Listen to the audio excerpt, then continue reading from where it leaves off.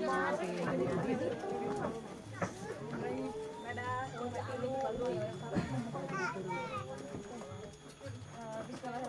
Assalamualaikum warahmatullahi wabarakatuh.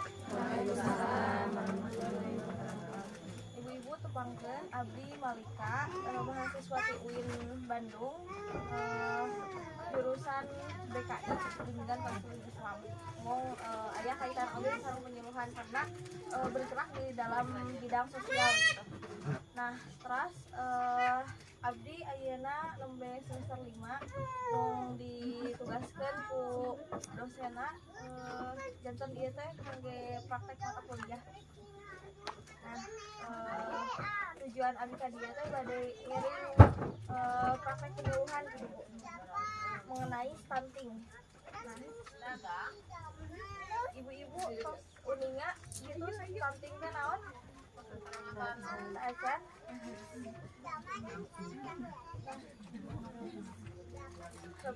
Nah, stunting teh adalah tentunya Bu pilih cariosana campur-campur sareng bahasa Indonesia. Acan.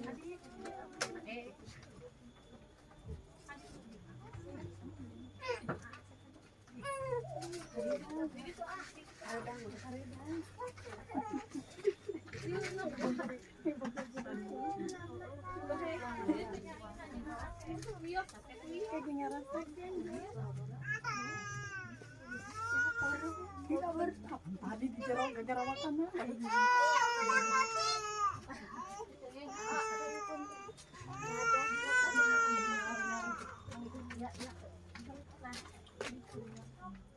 Stunting teh ibu adalah proses ketika anak-anak teh mengalami penghambatan dalam pertumbuhan janten ketika anak berusia 2 tahun dari awal kehamilan dan sampai 2 tahun anak-anak teh tidak terpenuhi itu hidupnya. Nah, itu teh seperti kieu contohna teh seperti kieu janten ciri-ciri nanti anak teh janten berat badan nurun, teras teh tinggi badan anu menurun, sareng lingkar kepala anu besar, teras perkembangan otak anak juga bisa terpengaruh gitu. Nah,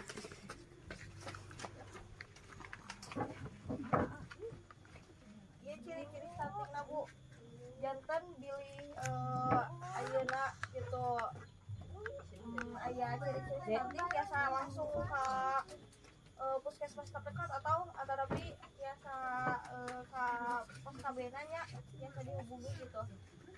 Jadi ciri-ciri teh bila anak teh tidak sesuai sama tinggi badannya tidak sesuai dengan anak-anak yang lainnya. Jadi anak-anak yang mengalami stunting tinggi badan yang lebih pendek daripada anak-anak sebaya mereka. Tidak stunting biasanya diukur dengan membandingkan tinggi badan anak dengan standar pertumbuhan yang sesuai untuk usianya. Terus berat badan yang tertinggal.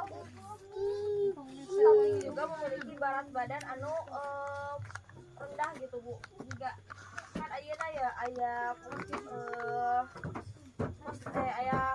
posyandu ya Bu. Nah, tujuan dari posyandu itu adalah untuk memonitoring atau untuk mendata juga anak-anak anu di dieu teh di wilayah ieu teh terkena stunting atau enggak gitu. Jadi bisa apa tujuannya posyandu itu karena itu gitu. Nah, kalau misalnya stunting di sini kasus stunting di sini meningkat, maka kualitas generasi juga akan menurun gitu karena stunting itu kan ininya perkembangan otak yang tidak berkembang. Jadi itu teh bisa berkelanjutan gitu sampai anak dewasa. Nah, kemudian ciri yang selanjutnya adalah kepala besar dalam perbandingan dengan tubuh. Jika misalnya ada anak yang besar kepalanya dibandingkan dengan porsi tubuhnya, maka itu adalah ciri-ciri stunting. Tapi tidak semua anak yang kepalanya besar adalah terdampak stunting gitu. Terus selanjutnya adalah tertinggal dalam perkembangan motorik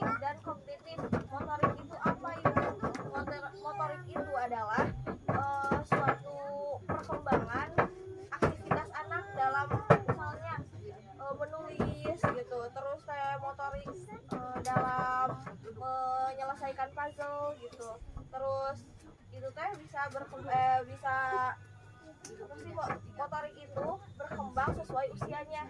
Jadi ada juga apa sih, level-levelnya gitu. Kayak misalnya dalam usia 1 tahun anak teh harus bisa apa gitu, harus tahu juga intinya. Nah kemudian kognitif itu adalah kognitif teh adalah perkembangan otak anak. Jadi ketika kognitif itu berkembang, maka anak-anak juga bisa berpikir secara logis gitu, Bu. Jadi anak-anak juga bisa memecahkan masalah, kemudian bisa berpikir secara logis, kemudian banyak manfaat yang lainnya, termasuk akademik anak juga itu teh kognitif juga berpengaruh gitu. Nah kemudian adalah sistem kekebalan tubuh yang lebih rentan. Ketika anak terindikasi stunting, maka anak juga kekebalan tubuhnya akan menurun gitu, Bu. Nanti juga pas besarnya, pas kemudiannya, anak teh gampang terkena penyakit yang kronis, bisa terkena jantung atau kanker yang kayak gitu, penyakit-penyakit yang lumayan berbahaya gitu. Kemudian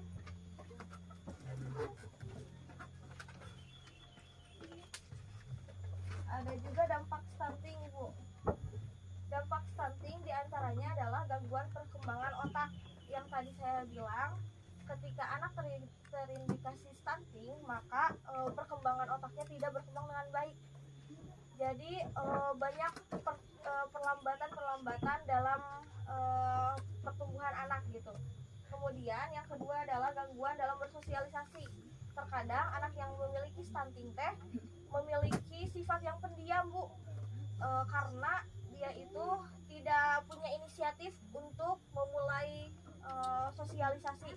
Kayak misalnya ada temennya yang sebaya, tapi anak yang stunting itu gak bisa gimana ya cara berkenalan dengan baik, gimana ya cara kita teh mau kenalan, gimana cara kita teh mau ngomong sama orang lain, sama orang baru teh susah gitu.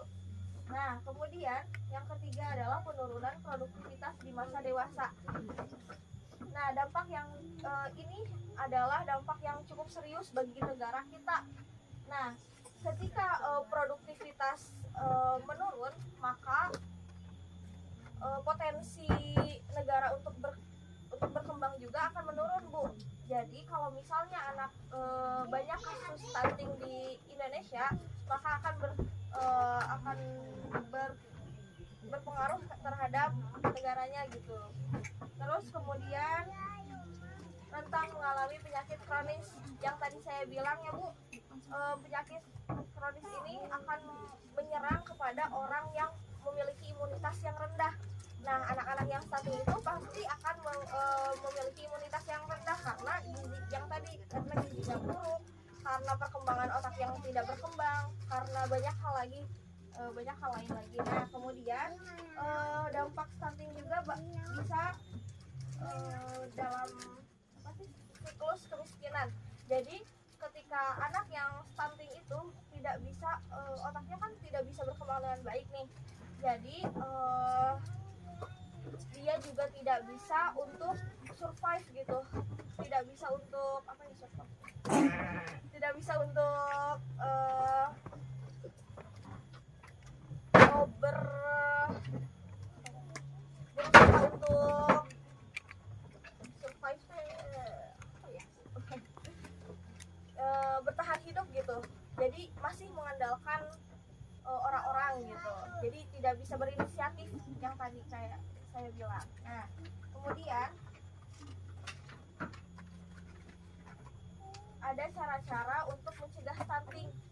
Yang pertama adalah ketika ibu mengandung, ketika hari pertama ibu mengandung, maka hal ini harus diperhatikan dengan baik, Bu. Ketika ibu mengandung teh harus gizinya dengan asupan gizinya baik, harus menjaga kandungan dengan baik, terus teh tidak boleh makan makanan yang mentah seperti telur mentah, terus ikan mentah tidak boleh karena itu mengandung bakteri salmonella ya Bu, yang bisa menyebabkan anak juga stunting. Nah kemudian adalah pemberian ASI eksklusif. Pemberian ASI eksklusif secara langsung ketika anak 0 sampai 6 bulan berpengaruh juga terhadap pencegahan stunting Bu. Jadi kalau misalnya anak ketika ibu punya anak nih 3 bulan, misalnya 3 bulan, tapi udah dikasih kopi misalnya atau dikasih pisang, itu tidak boleh Bu, karena itu bisa berdampak kepada kesehatan anak, kepada kekebalan tubuh anak dan kepada rentanitas imunitas tubuh. Nah kemudian adalah pemberian MPASI yang lengkap. Pemberian MPASI dari 6 bulan sampai 2 tahun itu harus dilihat secara ini ya Bu, secara baik gitu. Jadi harus ada lemaknya, harus ada proteinnya, harus ada karbohidrat dan lain-lainnya gitu. Karena itu juga akan berpengaruh terhadap perkembangan anak. Jadi kalau misalnya ibu-ibu punya anak yang di atas 6 bulan ke atas, harus diperhatikan nih makanan pendamping ASI yang baik gitu. Tapi pendamping ASI yang baik itu nggak usah mahal-mahal gitu Bu. Ada juga kan kita banyak ya, misalnya yang murah-murah juga bisa, kayak tempe gitu, ikan gitu. Terus banyak lagi lah ya yang murah-murah gitu. Nah kemudian cara cegah stunting yang selanjutnya adalah praktik hidup bersih dan sehat. Nah praktik hidup bersih dan sehat seperti apa? Jadi ketika misalnya ibu nih punya anak kan sering main nih di luar, sering kotoran, sering misalkan gitunya punya.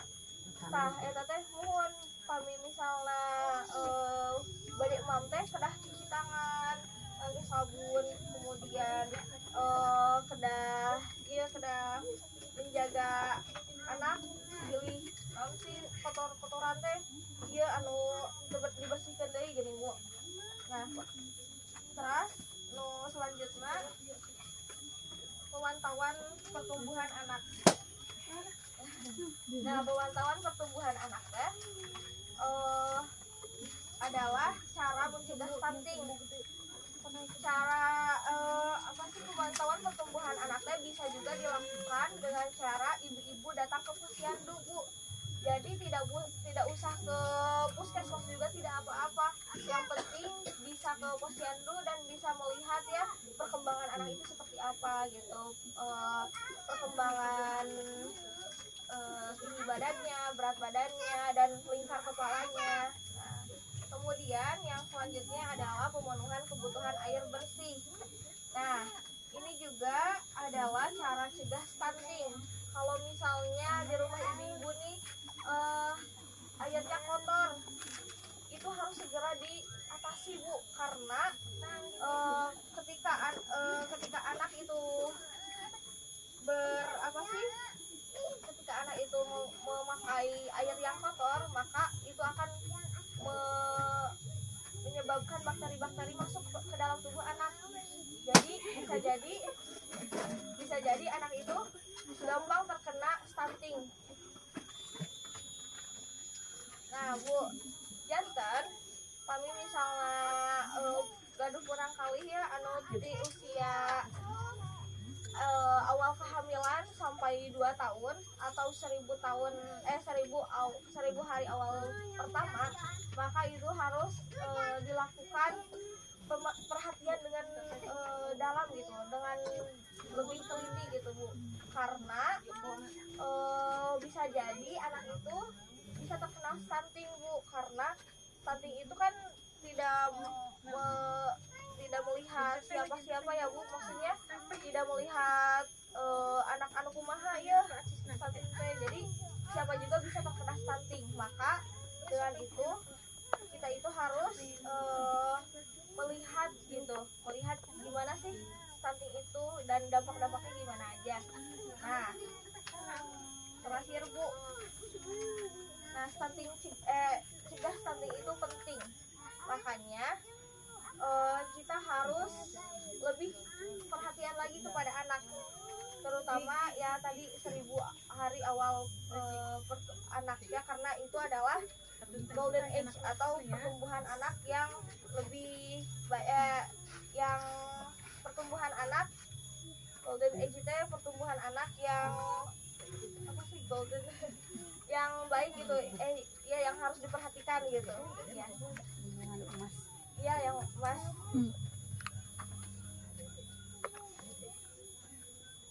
Paling segitu aja ya Bu dari saya. Punten bahasanya ini ya pabelit gitu ya. Nah paling terakhir, oh iya, bisa ada pertanyaan gitu. Beli ayam kepada naros punten kan ada si anak teh aktif banget tapi tingginya kurang dari seumuran yang lainnya gitu. Nah gimana itu masuk stunting atau gimana gitu? Oh, nah anak yang tinggi badannya tidak memenuhi standar itu tidak semuanya stunting Bu. Jadi bisa jadi itu karena genetis, karena gennya atau karena gizi yang kurang. Tapi kan stunting itu gizi yang kurangnya pemenuhan gizi yang kurangnya banyak ya Bu, misalnya dalam jangka waktu yang panjang gitu. Kalau misalnya ketika anak terindikasi ini nih tinggi badannya kurang ketika 2 tahun misalnya, berarti itu bisa jadi bukan stunting karena misalnya itu mah gizi yang kurang aja ketika masa itu Bu. Bisa jadi karena gen ya, Ya, keturunan. ya keturunan juga kan berpengaruh besar ya Bu. Turunan lain. Terus ada lagi Bu. Sama bibit. Bibit Garut.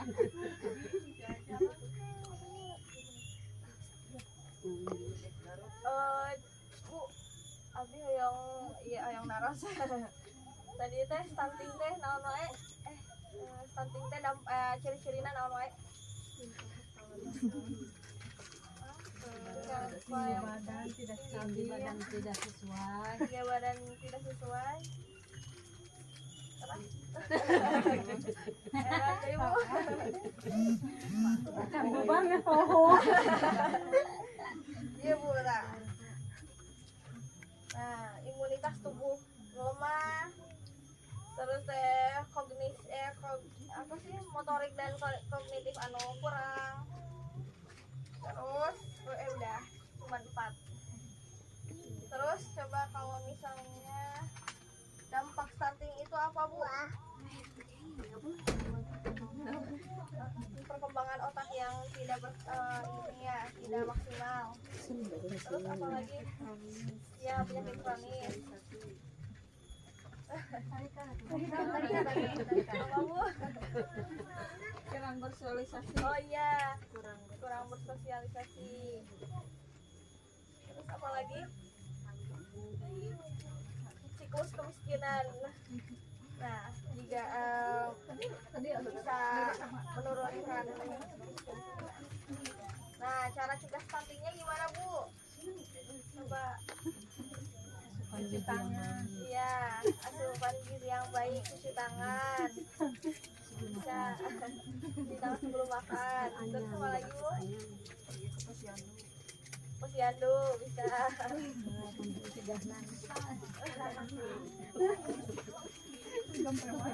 Terus pemberian ASI eksklusif ya Bu. Terus pemenuhan MPASI yang seimbang.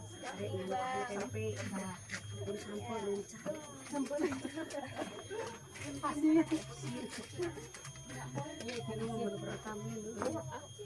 Aduh panginten Bu segitu wae anu abdi biasa didugikeun. Mudah-mudahan bermanfaat. Hapunten anu tersinggung atau nabi pilih aya anu kurang pernah gitu diinggung. Atas pengintannya, assalamualaikum warahmatullahi wabarakatuh. Mohon Bu, yang dokumentasinya saya foto bersama, mohon.